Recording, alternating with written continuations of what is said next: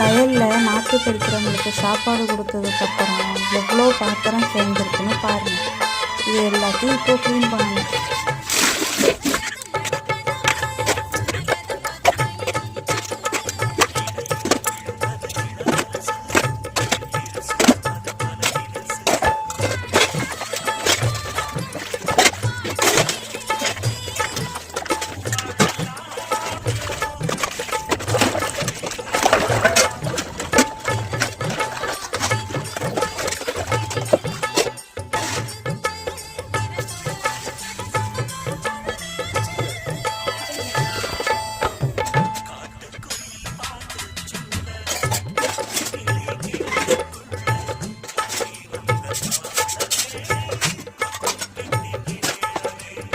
பாத்திரத்தெல்லாம் விளக்கி முடிச்சதுக்கப்புறம் ஒரு ஃப்ரெஷ்ஷாக குளியலை போட்டுட்டு மதிய சாப்பாடு ரெடி பண்ண வேண்டியதான்.